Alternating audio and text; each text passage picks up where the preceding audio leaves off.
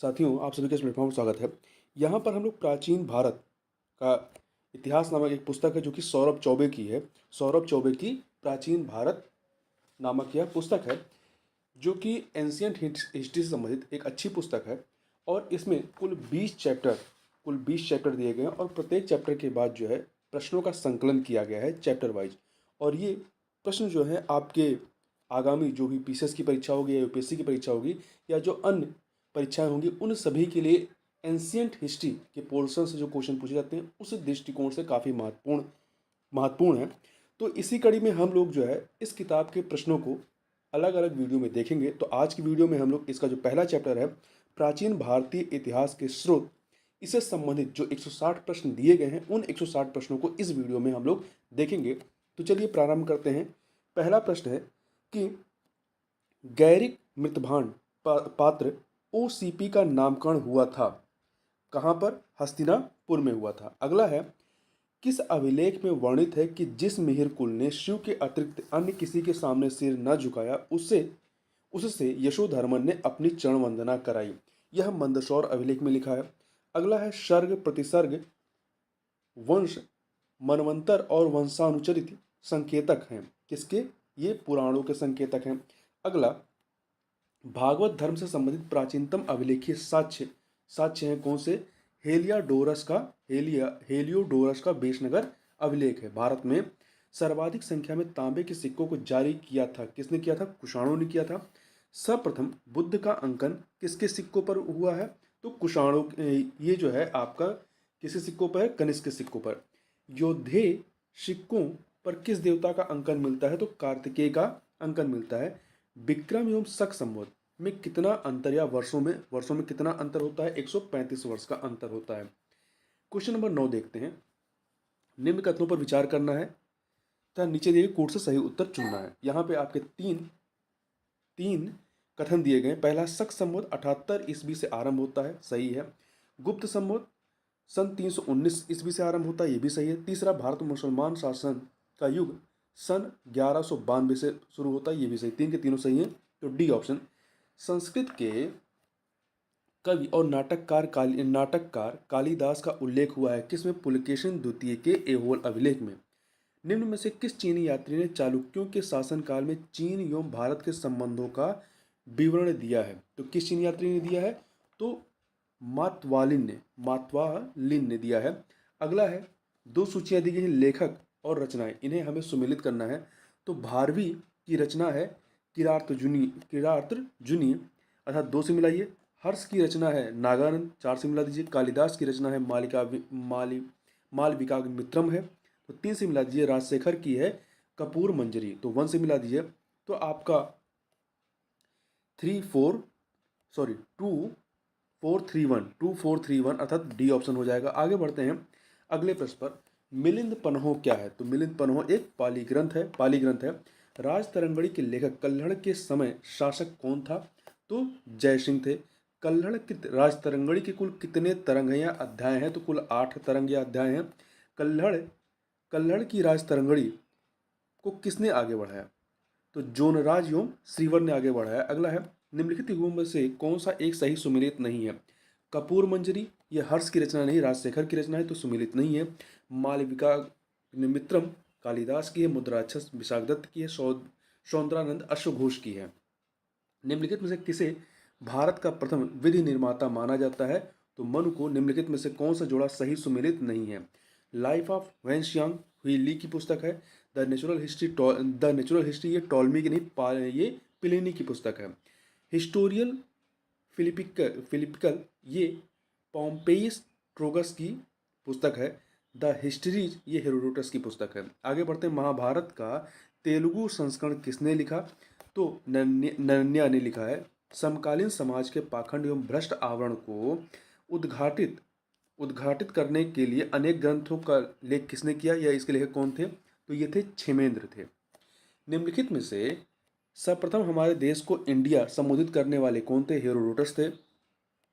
जैसा कि प्राप्त स्थलों से संकेत मिलता है कि वेट बार प्रकार के सिक्के प्रचलित थे। कहाँ प्रचलित थे ये?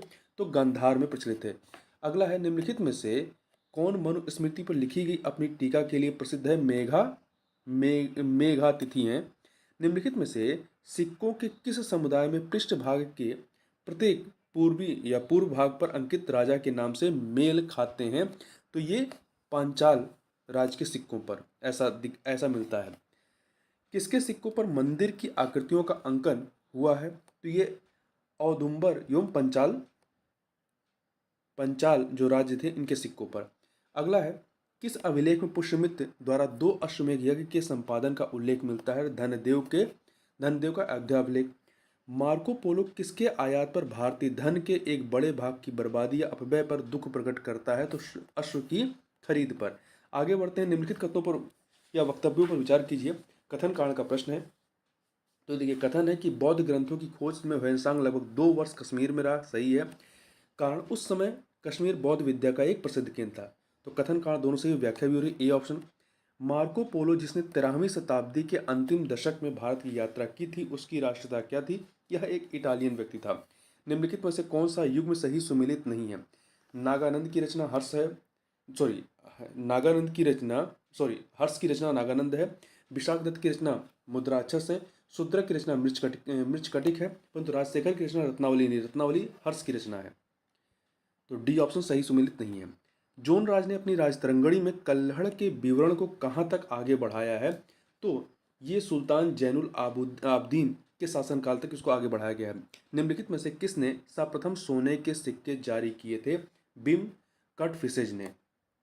चीनी लोग भारत को किस नाम से पुकारते थे? तो चीनी लोग जो है भारत को इंतु नाम से पुकारते रहे हैं। अगला, यहाँ पे 4 चीजें दी गई हैं, ओलिकर, वाकाटक, शुंग और कुणिन। तो यहाँ पे बताना है, एक सेकेंड, इनमें से किस किस के सिक्के अभी तक प्राप्त नहीं हुए हैं? तो देखिए, आपका ओलिकर और शुंग के सिक्के, अर्थात 1 और 3।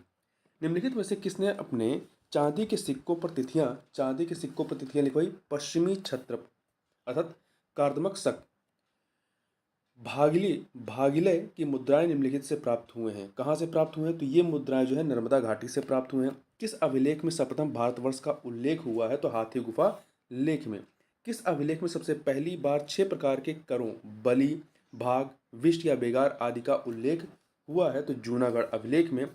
पर्ण का औसत भार कितना है? 56 ग्राम है। अगला है, 3 कथन दिए गए रामायण में, और तीनों बताना है कौन से असत्य हैं। रामायण में मूलतः 6000 श्लोक थे, ये सही है। अकबर के समय रामायण का अनुवाद इवन हरकर्ण ने किया था। नहीं, अकबर के समय में नहीं, शाहजहां के समय में किया था, तो ये कथन गलत हो गया। बांग्ला में रामायण का अनुवाद कंबन ने किया। नहीं, बांग्ला में रामायण का अनुवाद जो है कृतिवास ने किया था और कंबन ने तमिल में किया था, तो ये भी गलत हो गया। तो 2 और 3 गलत है, बी ऑप्शन। महाभारत को यहाँ पर फिर से आपके 3 कथन दिए गए, बताना कौन सा इनमें सत्य है, कौन सा सत्य कथन है, ये बताना है हमें। तो पहला है, महाभारत को एक ही साथ अर्थशास्त्र, धर्मशास्त्र एवं कामशास्त्र कहा जाता है, ये सही है। दूसरा, इसमें वर्णित है कि जो सब जगह है वह तो इसमें है ही, लेकिन जो इसमें बताया गया है वह अन्यत्र कहीं नहीं है, ये भी सही है। रज्मनामा महाभारत का फारसी अनुवाद है, ये सही है। 3 के तीनों सही है। कौन सी स्मृति गद्य में है? कौन सी स्मृति गद्य में है? तो विष्णु स्मृति जो है ये गद्य में है। ये परीक्षा में प्रश्न पूछा गया है, ठीक है। कौन सी स्मृति जो है गद्य में है? विष्णु स्मृति। कौन सुमेलित नहीं है? तो यहाँ पे 2 सूचियां हैं, बताना इनमें से कौन सुमेलित नहीं। देखिए, कल्पश्रुत भद्रबाहु की है, परिशिष्ट परमन ये जो है हेमचंद्र की है, भद्रबाहु चरित्र जो है रत्न नंदी की है, रत्न मालिका अमोघ वर्ष की है, परंतु कविराज मार्ग जो है ये हेमचंद्र की नहीं, अमोघ वर्ष की है, ठीक है। तो 5 वाला सुमेलित नहीं है, तो सी ऑप्शन। अगला 4 कथन दिए गए, बताना इनमें से कौन सा असत्य है। तो देखिए, राज तरंगड़ी प्रथम ऐतिहासिक पुस्तक है, सही है। यह 11वीं सदी में लिखी गई, नहीं 12वीं सदी में लिखी गई है, तो दूसरा गलत हो गया। इसमें कुल 8 अध्याय या तरंग एवं 8000 श्लोक हैं, ये सही है। जोनराज एवं सीवर ने राज तरंगड़ी का विस्तार किया, ये सही है। तो यहाँ पर असत्य कौन सा है? केवल दूसरा वाला कथन। किस पुस्तक में बौद्धों एवं कापालिकों का उपहास किया गया था? इसी पुस्तक से तत्कालीन पुलिस एवं न्याय प्रशासन में व्याप्त भ्रष्टाचार पे प्रकाश पड़ता है। तो मत विलास प्रहसन नामक पुस्तक से। किस पुस्तक में विविध प्रकार के नावों के निर्माण का उल्लेख हुआ है? किस पुस्तक में हुआ है? तो युक्ति कल्पतरु में। कौन यात्री कहता है कि भारत में प्रत्येक प्रांत में इतिहास लिखने के लिए इतिहासकार नियुक्त थे? यह कथन था वेनशांग का। अगला है कौन सुमेलित नहीं है पुस्तक और लेखक में? तो देखिए, शियुकी के लेखक हेनशांग थे, वो क्योंकि के फाहियान रहे हैं। चू फॉन चीन के लेखक जो है मातवलिन नहीं, चू चू युआन थे। ठीक है, तो तीसरा वाला सही नहीं है। काशमास के क्रिश्चियन टोपोग्राफी, तो बी ऑप्शन आपका यहाँ पर सही हो जाएगा। सर्वप्रथम मैत्रेय बुद्ध का अंकन किसके सिक्कों पर मिलता है? तो कनिष्क प्रथम के। कौन यात्री छप्पन पूर्व बौद्ध यात्रियों का विवरण देता है? कौन सा यात्री देता है? तो इतसिंह देते हैं। किस यात्री ने मिहिर भोज को अरबों या इस्लाम का घोर शत्रु बताया है? तो सुलेमान ने बताया था। अरब यात्रियों ने किन शासकों की तुलना विश्व के 4 शासकों से की है? राष्ट्रकूटों की। कौन सुमेलित नहीं है? तो यहाँ पुस्तक और लेखक, इनमें बताना कौन सुमेलित नहीं है। देखिए, sacred books of east series ये मैक्स मूलर की है। Early history of India Smith की है। हिस्ट्री ऑफ ब्रिटिश इंडिया ये मैकाले की नहीं, जेम्स मिल की है, तो ये सही नहीं है। मुरजुज जहब अल मसूदी की ये सही है, तो यहाँ पर तीसरा सही नहीं है, तो सी ऑप्शन हो जाएगा। अगला है, यहाँ पर आपके 4 कथन दिए गए हैं और बताना है कौन सा असत्य है। अभिलेखों का अध्ययन एपीग्रेफी कहलाता है, ये सही है। प्राचीन तिथियों का अध्ययन पेलीग्रेफी कहलाता है, ये सही है। सिक्कों का अध्ययन न्यूमिस्मेटिक्स कहलाता है, ये भी सही है। और चौथा, भारतीय मुद्राशास्त्र के लेखक या जनक जेम्स प्रिंसेप थे, ये भी सही है। 4 के चारों सही है, कोई भी असत्य नहीं है, सत्य है सबके सब।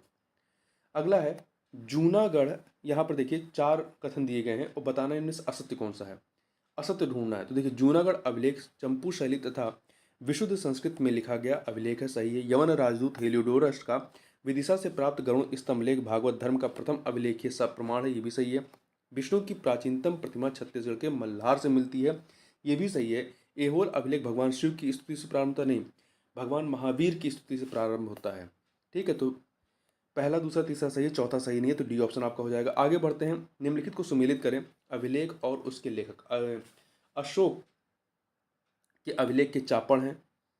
यशोधर्मन का मंदसौर अभिलेख के वाशुल हैं। कुमारगुप्त का मंदसौर अभिलेख के वत्स भट्टी हैं, वत्स भट्टी है भट्टी।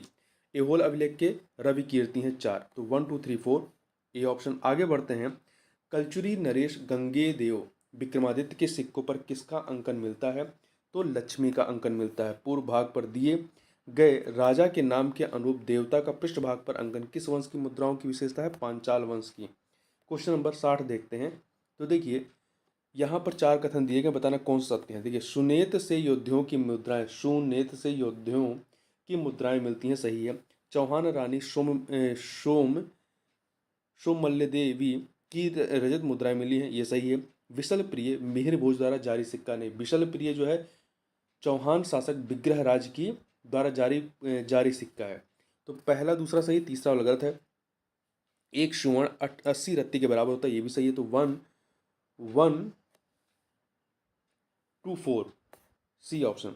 सबसे पहली बार उमा पाशुपत धर्म और हरिहर के प्रारंभिक स्वरूप का अंकन किसके सिक्कों पर मिलता है? तो ये हुबस के सिक्कों पर मिलता है। शिव पार्वती का अंकन किसकी मुद्राओं पर मिलता है? तो ये हर्ष के सिक्कों पर मिलता है। अगला है, सर्वाधिक हिंदू देवी देवताओं का अंकन किसके सिक्कों पर मिलता है? हुबस के। भारत में सर्वाधिक सिक्के किस काल से मिलते हैं? तो मौर्य युग से मिलते हैं। भारत की प्राचीनतम मुद्राएं आहत सिक्के हैं, किस धातु की हैं? अधिकांशतः चांदी की और कुछ तांबे की। अगला है, 4 कथन दिए गए, बताना कौन सा सत्य है। देखिए, कनिष्क के सिक्कों पर आरदाक्षो देवी का अंकन हुआ है, सही है। चोलों के सिक्कों का ढेर धवलेश्वरम से मिलता है, ये भी सही है। औदुंबर मुद्राओं पर राजा एवं जन का एक साथ उल्लेख मिलता है, ये भी सही है। अगाथोक्लीज के सिक्कों पर कृष्ण एवं बलराम की आकृति का अंकन मिलता है, ये भी सही है। 4 के चारों कथन यहाँ पर सही हैं, तो आपका सी ऑप्शन सही हो जाएगा। सीसा का सिक्का चलाया गया किसके द्वारा? सातवाहनों और हिंद यवन अर्थात स्टूटो द्वितीय के द्वारा चलाया गया, तो 1 एंड 2 ए ऑप्शन। अगला है, निम्न में से कौन वास्तुशास्त्र का ग्रंथ नहीं है? वास्तुशास्त्र का ग्रंथ कौन सा नहीं है? देखिए, मानसार, मयमत, शमरांगण सूत्रधार, ये सभी वास्तुशास्त्र की पुस्तकें हैं, परंतु महावस्तु नहीं है। निम्नलिखित में किस पुरातत्व की वर्णमाला किसे पुरातत्व की वर्णमाला कहते हैं? मृदभांडोक कहते हैं। अगला है, 4 कथन दिए गए, बताना कौन सा सत्य है इसमें। देखिए, चित्रित धूसर मृदभांड द्वितीय नगरीकरण के से संबंधित मृदभांड नहीं, द्वितीय नगरीकरण से नहीं, लौहकालीन मृदभांड से संबंधित है। वहीं NBPW मृदभांड लौहकालीन मृदभांड है नहीं, NBPW ये द्वितीय नगरीकरण से संबंधित मृदभांड है। तो पहला दूसरा दोनों गलत हैं। तीसरा, दधेरी पंजाब का एक स्थल है जहाँ से चित्रित धूसर मृदभांड मिले हैं, ये सही है।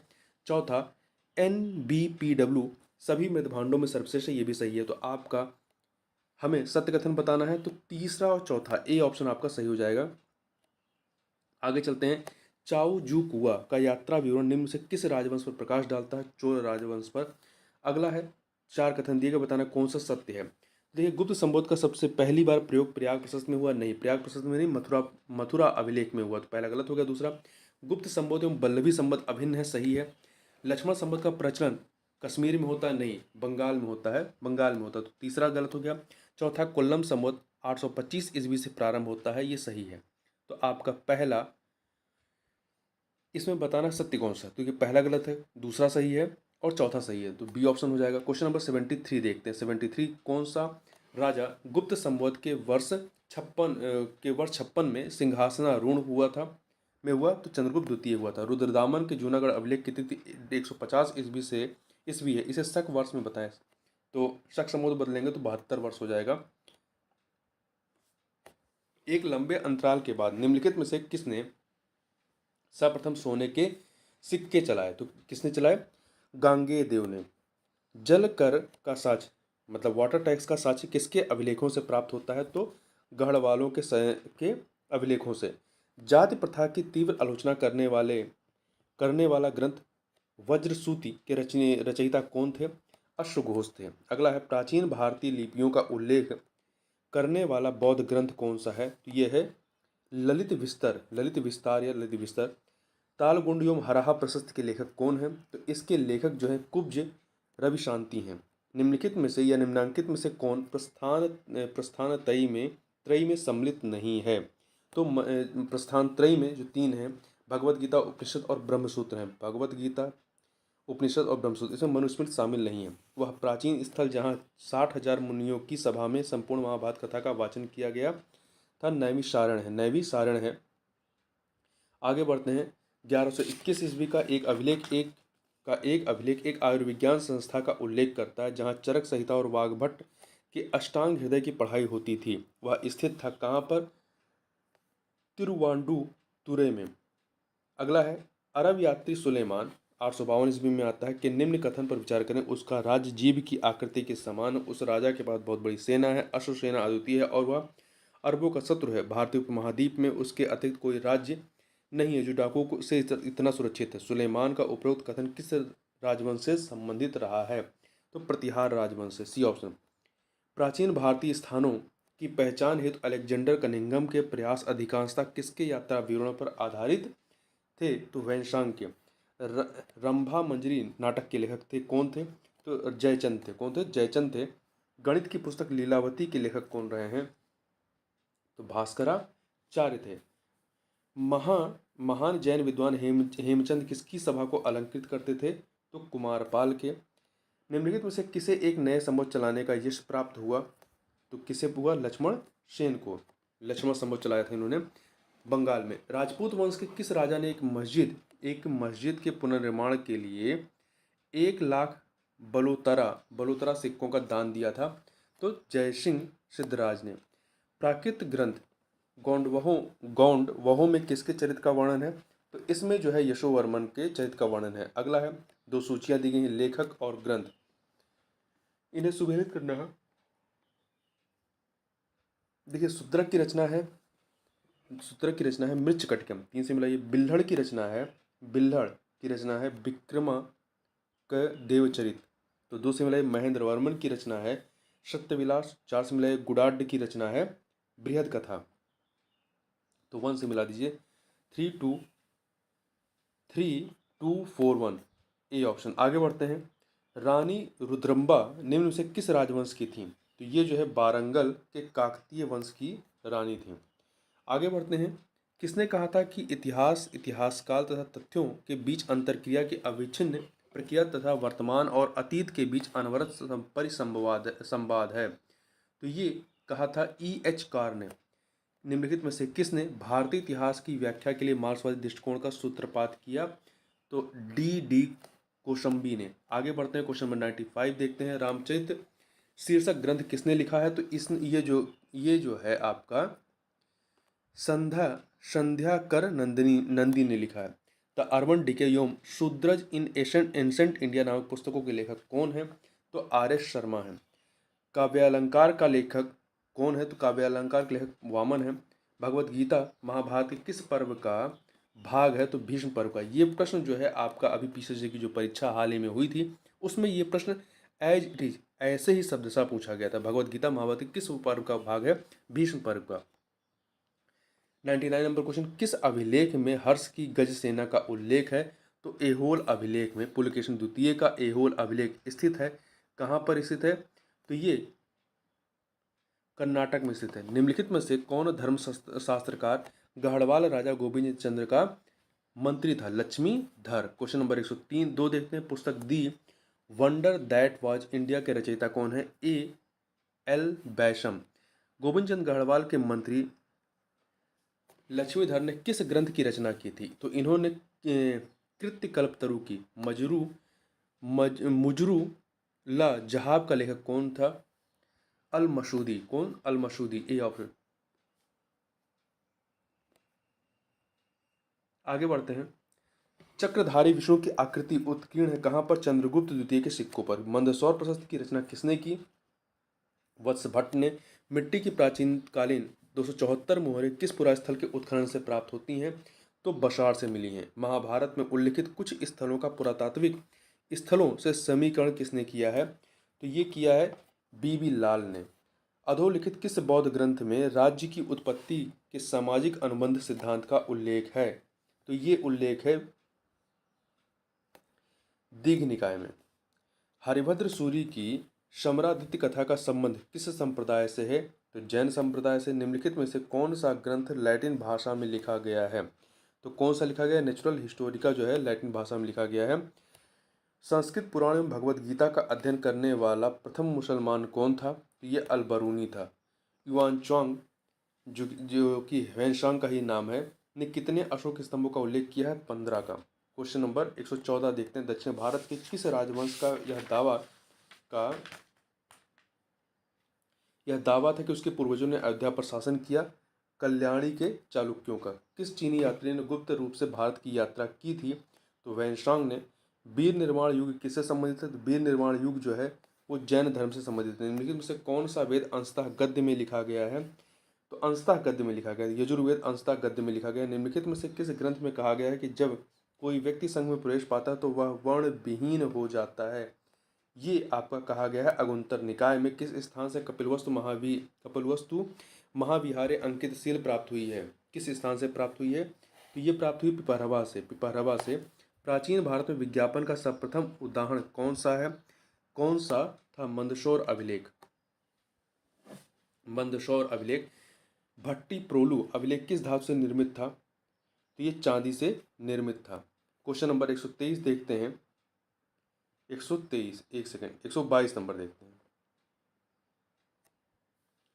दो सूचियां इन्हें हमें सम्मिलित करना है। देखिए दीघ निकाय, महापरिनिर्वाण सूत्र 2 से मिलाइए। खुद्दक धम्मपद 1 से मिला दीजिए। इसके अतिरिक्त यहाँ पर आप देखेंगे विनय पिटक का जो है गंधक है, खंदक है, ठीक है। अभिधम्म पिटक कथा वस्तु है, 3 से मिला दीजिए। तो आपका 2143 ए ऑप्शन। अगला है शिवलिंग, त्रिशूल और वृषभ की आकृतियों वाली मोहरें कहाँ से मिली हैं? तो ये भीटा से मिली हैं। किस बौद्ध ग्रंथ के अनुसार सिक्कों पर अंकित चिन्ह विभिन्न सिक्कों के निर्माण स्थल और निर्माता के नाम का संकेत करते हैं? विशुद्धि मग्ग जो बौद्ध ग्रंथ है इसके अनुसार। निम्नलिखित में से किसने पेरिप्लस ऑफ द एरिथ्रियन सी पुस्तक का अनुवाद किया है? तो किसने किया है? स्कॉफ ने। वैनसांग को नालंदा में कौन सा भारतीय नाम प्रदान किया गया? तो इनका नाम जो है वो मोक्षदेव रखा गया। कालिदास के अतिरिक्त निम्नलिखित में से किन अन्य संस्कृत कवियों का अभिलेखों में उल्लेख हुआ है? तो देखिए किसका किसका हुआ है, भारवी का, भारवी और कुब्ज का हुआ है। ठीक है, तो 1 एंड 2 अर्थात बी ऑप्शन। अभिलेखीय स्रोतों के अनुसार निम्नलिखित में से कौन से नरेश सिद्धहस्त संगीतकार थे? तो ये कौन थे? ये समुद्रगुप्त, सॉरी खारवेल थे। क्वेश्चन नंबर 1 सेकंड ये जो है आपका कौन कौन थे, खारवेल थे और समुद्रगुप्त थे। खारवेल और समुद्रगुप्त, इसलिए यहाँ पर सी ऑप्शन सही हो जाएगा। 3 एंड 4। त्रिभाषिक लेखयुक्त सिक्के प्रचित करने वाला शासक कौन था? नेहपान था। किस निम्नलिखित स्थल से रोमन कांस्य वस्तुओं की निधि मिली थी? जिस निम्नलिखित स्थल से रोमन कांस्य वस्तुओं की निधि मिली थी जिसमें पोसाइडन की एक लघु प्रतिमा भी थी। तो कहाँ से मिली थी? ब्रह्मपुरी के कोल्हापुर से। निम्नलिखित व्याकरणाचार्यों को उनके कालक्रमानुसार व्यवस्थित करना है। मैं देखिए इसमें सबसे पहले जो है यास्क का आते हैं तो 1 से लिखिए, फिर कात्यायन आते हैं 2 लिखिए, फिर इसके बाद पतंजलि 3, हेमचंद 4। तो देखिए आपका 4 2 4 2 3 4। एक सेकंड, यहाँ पे इस तरह से हो जाएगा 4 4 2 3 1 4 2 3 1, ए ऑप्शन। निम्नलिखित में से कौन अश्वशास्त्र के एक आचार्य के रूप में विख्यात रहे हैं? तो शालीहोत्र। सातवाहनों को आंध्र भृत्य कहकर भी संबोधित किया गया है। किसमें किया गया है? तो ये पुराणों में किया गया है। ये भी प्रश्न पूछा गया है पीसीएसजे में। कुमार गुप्त प्रथम के मंदसौर लेख में 2 मालव संवत की तिथियां 493 से 529 का उल्लेख है। निम्नलिखित में से इसका समकक्ष वर्ष कौन सा रहा है? तो 436 से 436 ईस्वी और 473 ईस्वी। भारत में सबसे प्राचीन उपलब्ध जीवनी का जीवन चरित्र कौन सी है? तो ये हर्षचरित्र है। पुलकेशिन द्वितीय के एवल अभिलेख की रचना के समय शक संवत के 556 वर्ष बीत गए। इसके लगभग बराबर क्या होगा? तो इसके लगभग बराबर 634 ईस्वी होगा। महापरिनिर्वाण सूत्र किस निकाय का भाग है? तो ये दीघ निकाय का भाग है। निम्नलिखित पुरा स्थलों में कहाँ से आहत सिक्कों का प्राचीनतम निखात मिला है, जिसमें 7,668 सिक्के थे? तो ये आपका आंध्र प्रदेश गुंटूर जिले के आम्रपाली से। निम्नलिखित में से कौन गौरिक मृदभांड के स्थल हैं? गौरिक मृदभांड के स्थल हैं। तो गौरिक मृदभांड के स्थल जो हैं आपके जोधपुर, शैपई और राजपुर परशु रहे हैं। तो 2 3 4 1 अगियाबीर पहला वाला जो है ये गौरिक मृदभांड के स्थल नहीं रहे हैं। ठीक है, पहला वाला। आगे चलते हैं, क्वेश्चन नंबर 140 कथन कांड का प्रश्न है। तो देखिए आहत सिक्कों पर निर्गमन करने वाली सत्ता या अधिकारी का कोई मुहर नहीं होती, कोई मुहर नहीं होती थी। ये कथन सही है। तर्क या कारण, क्योंकि प्रश्नगत काल में भारत में कोई शाही सत्ता नहीं थी। ये कथन आपका सही नहीं है। पहला सही है, दूसरा गलत है, इसलिए ए ऑप्शन आपका सही हो जाएगा। आगे बढ़ते हैं, क्वेश्चन नंबर 141 देखते हैं। निम्नलिखित में से किन अभिलेखों में आहत मुद्राओं का संदर्भ मिलता है? तो ये संदर्भ आपका मिलता है उषावदत्त की नासिक गुहा और नागानिका की नानाघाट अभिलेख से। तो आपका हो जाता है 2 और 4 अर्थात ये ऑप्शन। निम्नलिखित में से किन स्थलों से योद्धाओं की मुद्रा सांचों की प्राप्ति हुई है? तो सुनेत और खाखरा कोट से। 1 एंड 4 डी ऑप्शन। वासुदेव द्वितीय कुषाण सम्राट को शासनियन के द्वारा सत्याच्युत किया गया। यह कथन निम्नलिखित में से यह निम्नांकित किस सिक्कों के द्वारा प्रमाणित होता है? तो ये प्रमाणित होता है कुषाण शासनीय सिक्के के रूप में। निम्नलिखित अभिलेखों का सही कालक्रमानुसार व्यवस्थित कीजिए। तो देखिए इन चारों में सबसे पहले भास्कर वर्मन का निधानपुर ताम्रलेख है, 1 से मिलाइए। फिर दूसरे नंबर पे अमोघ वर्ष 1 का संजन ताम्रपत्र लेख 2 से मिला दीजिए, 2 हो गया ये। फिर तीसरे नंबर पे चाहमान बिगराराज द्वितीय का हर्ष पाषाण अभिलेख, तो ये भी ठीक है, ये इसके बाद आ जाएगा, मतलब ये तीसरे नंबर पे आ जाएगा। और चौथे पे है विजय सेन का देवपाड़ा अभिलेख 4। ठीक है, तो इस प्रकार से आपका 2143 डी ऑप्शन। कार्तिकेय अथवा स्कंद कुमार का अंकन निम्नलिखित में से किस एक के सिक्कों पर मिलता है? तो इनका अंकन किस सिक्कों पर मिलता है? हुविस के सिक्कों पर। दो सूचियां दी गई हैं, इन्हें हमें सुमेलित करना है। तो देखिए, अप्रतिघ मुद्राएं ये आपकी कुमारगुप्त प्रथम की हैं।